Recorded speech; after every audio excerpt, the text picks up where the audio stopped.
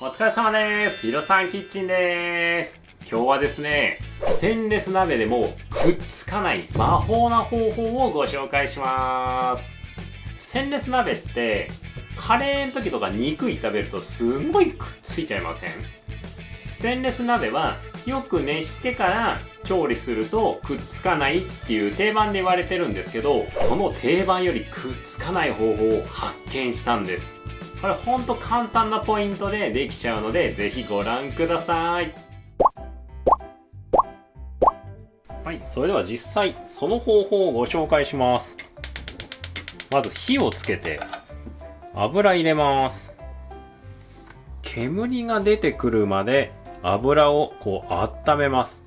そしたら火を消して、この油を使う側面までなじませます。はい、これで冷めるまで待てば OK です。はい、いや、まさかそんなことでって思うかもしれませんよね。ただ実際これは本当にくっつかないです。いろんな材料をちょっと焼いてみたのでご覧ください。まずは目玉焼きですね。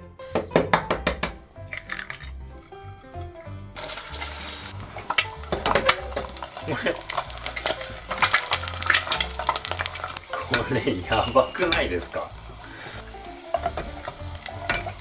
ひっくり返しちゃってよ。全然くっつかないです。びっくりしません？これもう本当にツルツル。牛肉、カレーを使う時の牛肉もちょっと炒めてみたので、これもご覧ください。炒めていこうと思います。こんな牛肉はくっつきますよね。さあどうなりますか？こんな感じで綺麗に焼き色だってつけれちゃいます。全然マジでくっついてない。もう本当に牛肉くっついてないですね。これびっくりでしょ？こんなことは多分ねする人はいないかなと思うんですけどね、餃子焼いてみました。ご覧ください。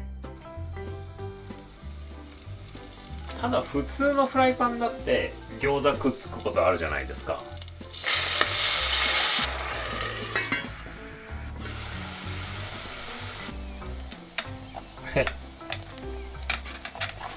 これ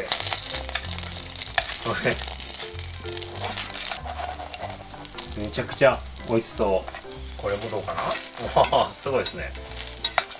はい、これひっくり返してもこれ別にくっつかないですよ。これも全然。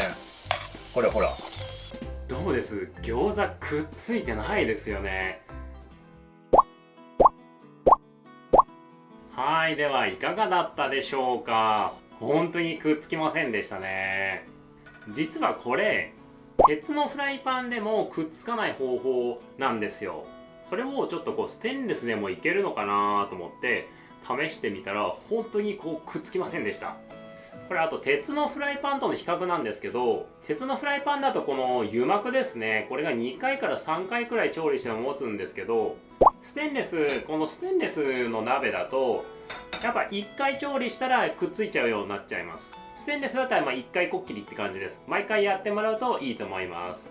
このステンレスの鍋1個あればほぼ全ての調理ができると思っても過言はないです。この魔法みたいな方法、ぜひお試しください。すごいですよ、くっつきませんよ。また次の動画でお会いしましょう。